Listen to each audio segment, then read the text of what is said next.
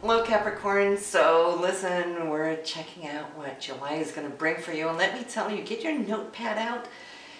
You probably do want to circle a few of these dates this month because we're going to have somewhat of a bumpy ride, okay? There's a lot of intense energy, and I can see how we've got good days and then we're going to have, oh my God, days, all right? And it's starting off very on top of the month with Mars and Pluto. They're in opposition. For you, this is going to be a tug of war between what you want, what your partner wants, all right? Mars is dynamite. You've heard me say that in the past, and with Pluto being nuclear. So does this have to be a disagreement because it is in an opposition? Not necessarily, but if it turns into it, well, watch out for power games, all right? This is a very difficult aspect to work through because of the intensity. There could be projections, guilt tripping, and so forth. And when that happens, defense mechanisms open up. So Mars being in your 7th house, that's the relationship, that's the partner, and where your stance is as far as where you're wanting a certain relationship to go. But then Pluto being in your 1st house here, we got this, what I want, what they want, okay, compromise on some level. And this energy that starts off the month, that's only the very beginning. From the 2nd, it's going to be building up towards that full moon, and then we're really going to have it, all right? So stay with me. On the 4th, there is communication, and it might be a little unexpected. It may not be what you want to hear. It might bring something more to the table where you're going to have to look at it. Now, this could be within the home front area, so it need not tie into this whole thing that took place on the 2nd, you know, in the relationship area. But here there's a home situation that you need to deal with. It could be just very unexpected, and then like, okay, now what? Now on the 5th, there is you, and I could see how you are definitely looking at your hopes and dreams, your goals and so forth, and what it is you want and wish. So you're coming from a good place as far as seeing what it is you're wanting to achieve. So hang on to it.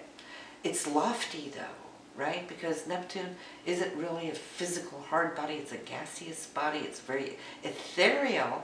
So, but hang on to it, but you're going to have to make some decision on the 5th. I feel a lot of this does and will be tying in somewhat. The Sun and Jupiter, they're square on the 5th. This is you looking at your dreams. It's like, well, I'm just coming from this good place. I just want to achieve this, right? So, and that's genuine. But this Jupiter is coming from your 10th house of career. It's squaring off on your Sun. The Sun is going through your 7th house. So it could be somebody you're working with closely, somebody you might be thinking of, might be a partner, right? A co-worker, or whoever it is you work tightly with one-on-one. Now this square is coming into the Sun, and the Sun is really now coming closely into an opposition to your Pluto. So you could feel maybe some angst, and I hate to say that though, Capricorn, but it's better to know about it, right? You might feel some underlying currents of something building that might give you that anxious feeling. Like, now what? Where is this going to go? And here we are, we're nearly at the end of the 1st week, and it hasn't been too much of an easy ride thus far. This will shunt us into trying to regulate it on the 7th. I could see some communications, which is very heartfelt, being brought to the forefront, where you're expressing what it is you desire, what you love. Venus is in the picture, so love and romance, absolutely, but it could also be something financial. Then here we come to the day of the month, which is probably going to be the most difficult one to get through. So it's like lay low up towards the 9th, or settle what you can settle before the 9th, if you know what this is about. If not, it's definitely going to shunt up. And this is now the Sun in opposition to Pluto, where the full moon is. So the Sun being you, your essence, what you're radiating. The moon is how you're reacting. How are you reacting? You're reacting very Plutonian. Think about, you know, a volcano. just looks very beautiful from the outside when it's still. Little do we know how it's simmering on the inside. Well, your volcano has been simmering. If you haven't dealt with it earlier, this is going to come up. It's going to shunt up on the 9th. And here we have the intensity. It could be somebody around you that's going to erupt. It doesn't have to be you, but you're going to be thrown into the mix. And what I fear the most is that people don't really listen when they're in this kind of debate, discussion, because defense mechanisms come up, nobody's listening, and it's just going to be quite difficult. Now, to make it even juicier on the 9th, we know that Mars is already powered up by Pluto on the opposition on the 2nd. It's still in so close of a proximity that it's still active there with Pluto. And the Sun is still active there, close to Mars. So I'm thinking that this is not just like a double whammy effect, but then we also have Jupiter. Jupiter is caught smack between this opposition in a T-square. So there's tension coming. And what does Jupiter do? Jupiter wants fairness. It wants balance. It wants harmony. It wants justice. And so I'm thinking, since it's in your 10th house, which deals with your goals, yes, it can deal with your career too. There might be a situation there with your career, but the 10th house isn't just career, it's what we're working towards. It's the goals that we're wanting to achieve. Now, you might feel that your Jupiter needs to jump in, balance out something. So you have your work cut out for you there for a couple of days.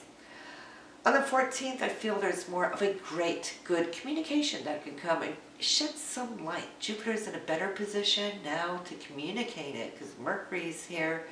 This is great, but hold your breath. It's not all out yet. Because on the 17th, whatever you had been foreseeing or hoping for might disappoint you. On the 17th, we have Venus and Neptune. They're square. So say you had set up a date and you were looking forward to go on this date and it gets canceled. And then here's this disappointment. This is just an example, right? For you, you're like, well, what's up with that? Okay, we've got to take a rain check. We can all deal with whatever smaller disappointments. But it's been such a bumpy road, like adding this to it, you're like, what's going on, right?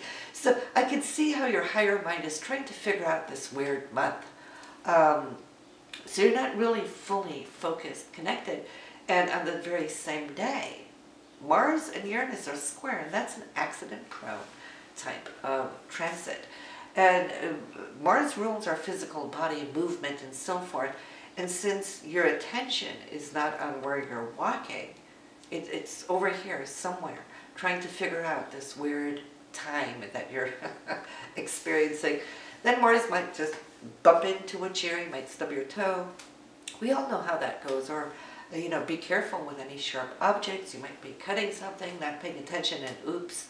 So yeah, especially when Uranus and Mars are together like that, it's earthquake energy, you know. So having that said, we might want to pay attention, you know, here mid-month, what's going on, because we all know how the headline news has been, you know, national and internationally and so forth. Uranus, Mars can be very explosive too, and not to mention Mars, Pluto. So we might see headline news, you know, keep an eye on it. That is the universal transits, because we're all going to be experiencing this one way or another.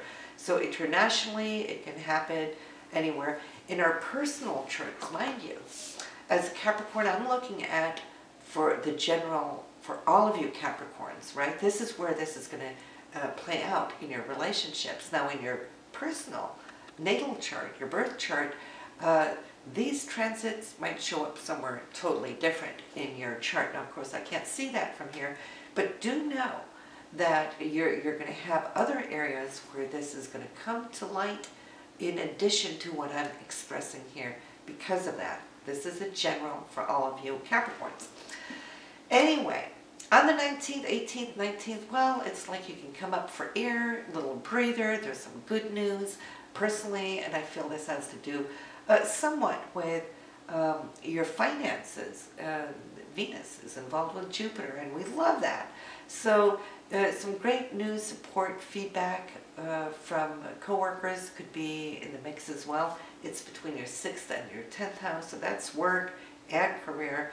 We're feeling it's coming together. There might be something to be celebrated or an event.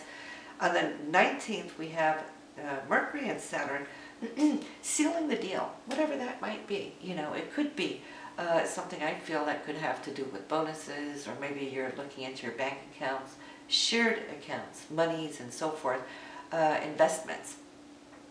On the 23rd, let's talk about the new moon, because that one is special, but it's a good new moon.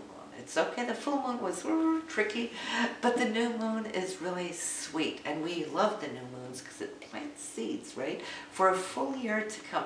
This month, you're going to have the new moon in your 8th house for, I won't say other people's money, even though that's what we say about the 8th house, but it could be your investment accounts, saving accounts, so forth, bonuses, commissions, and money that you have with your partner. But there's something here. You might start a new savings account, for example.